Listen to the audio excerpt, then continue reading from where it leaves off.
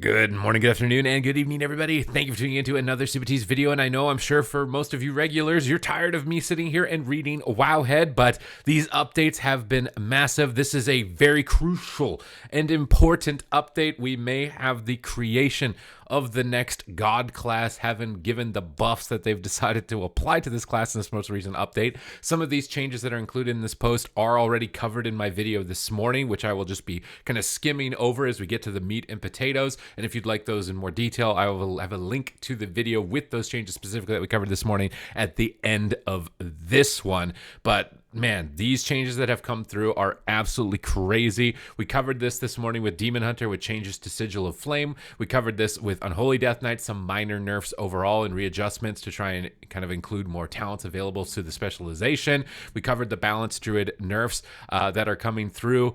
Really still disappointed about this, and I know a lot of boomkins out here we're getting memed on as crybabies. One thing that wasn't covered this morning was Rejuvenation's mana cost has been increased by 1%.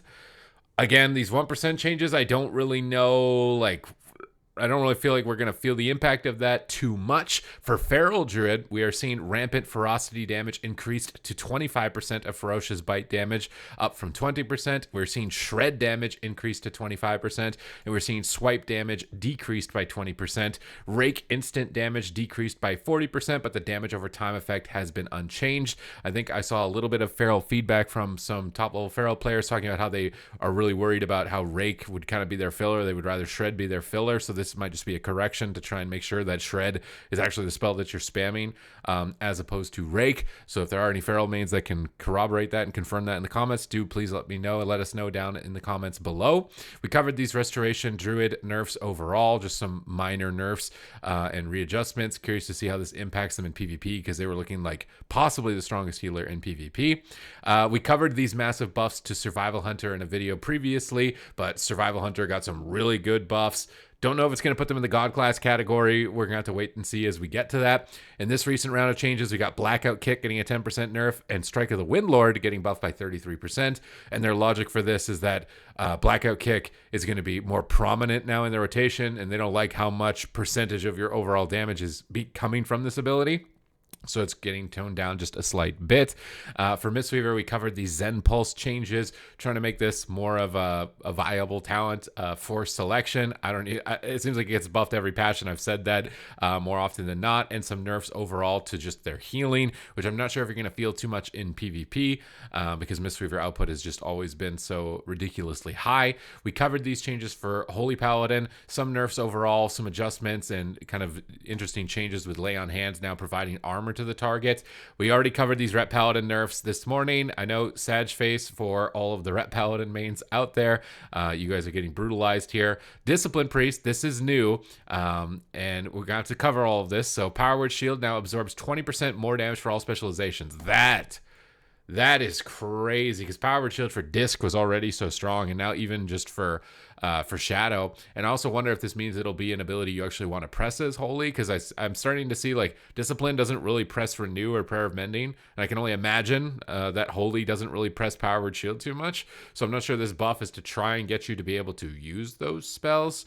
I'm a bit worried about the overall spell bloat for Priest, having given now that they have Renew, Palm, and Power Word Shield as Disc and Holy. So not sure, but this is a really insane buff.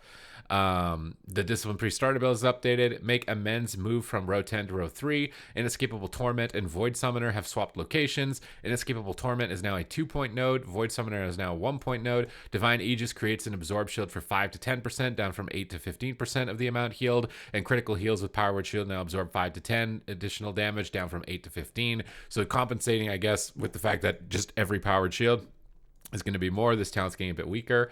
Rapture now causes the next Powered Shield to absorb 40% damage, up from 30. They're buffing Rapture. They're actually buffing Rapture, and they're buffing Exaltation to increase the duration of Rapture by 5 seconds from 3. This power word shield build in PvP for Priest is going to be absolutely crazy. Aegis of Wrath causes power word shield to absorb an additional 30% damage, was 50%, so Aegis of Wrath is getting nerfed. This seems like a rearrangement of talents to try and, again, broaden the directions that you can go. To me, it's kind of like muddling the waters as to which ones are going to be the most output, and then we're just going to have to wait and see, kind of like a robot to be able to calculate which one is the best output for us. And that's like a pessimistic view on the way that the talent trees are going. I'll be fair in that assessment of my own assessment. But yeah, so this just is going to be trying to lower the value of this talent and then allow other talents more competitiveness. Powered Radiance healing increased by 50%. Your instant healing is going up, and they reduced the mana cost of Renew. Again, it seems like trying to get you to use those buttons that I think otherwise, at least in PvP, you weren't really using. Enduring Luminescence increases the duration of Atonement from Powered Radiance by an additional 10%, down from 15. That makes sense, I guess, in PvE because this is how your main way of applying atonement. In PvP, there's other means of applying atonement, and not always do you want to use Radiance because it's going to be really mana inefficient. So a lot of these area of effect, immediate atonement application talents getting nerfed in favor of these kind of more single target heavy ones, because single target just generally isn't great value, at least when it comes in PvE, unless it's necessary. Indemnity increases the duration of Atonement from Power Word Shield cast by 2 seconds, was 3 seconds. Shadow Fiend now generates 0.5% mana each time it attacks, as 1%. So getting a nerf to Shadow Fiend mana regeneration and a nerf to Mindbender mana regeneration, down from 0.5 to 0.2. Contrition healing reduced by 35%. Wheel and Woe now increases the damage of Smite by 12%, up from 8%, and Power Word Shield by 5%, up from 3%. So this just seems like an entire talent overhaul to try and make it like you can go any direction you want, I guess. We'll have to wait and see how that ends up. Again, my pessimistic prediction is that eventually we're going to be able to plug it into a machine. It'll say this is the highest output, and it's not really going to have much big of a deal, especially when most of them are just kind of like throughput ones. They're not like a playstyle change. But we'll have to wait and see. Disc Priest, these power shield buffs in the middle, and especially changes towards Rapture, is going to have huge implication on PvP. For Holy, we got some updates in this most recent one. Prayer of Circle now reduces the cast time and mana cost of Prayer of Healing by 20%, down from 25. Revitalizing Prayer now has a 25% chance to apply Renew to the target, down from 30. Rapid Recovery now causes Revitalizing Prayers to apply a Renew with a duration of 5 seconds to the target, down from 6. This doesn't look good for you guys. Renew Healing reduced by 10%. Your Mastery has been reduced by 10%. Benediction has a 12% chance to apply Renew, down from 15%. Renewed Faith increases healing done to allies affected by a Renew by 6, down from 8. And Prayer of Healing mana cost increased. But okay, so you're just all getting nerfed. Holy Priest, you are just all getting nerfed. But your power, you can press Power Word Shield maybe. I don't know. I got about 20%. You're probably still just not gonna. You're still probably not gonna press it. But nerfs for Holy Priest here. Seems like most of the healers are getting nerfed. It seems. Now, we covered these changes for Rogue, just like, I don't know what's going on with Rogue. Like, they're flipping the table once the week before, you're all getting nerfed by 30%. This week, now we're going the other way, to try and get Rogue into a spot where it's going to be competitive. Subtlety is seeing a lot of buffs. I covered this in the video that I'll have linked to at the end. And finally, we've made it. We've arrived to our new Lords of Destruction. Every single person's reaction that I have seen to these changes has been eye-popping, tongue-sticking, whatever that means. Absolutely crazy. Incinerate damage increased 35%. Chaos Bolt damage increased 30%.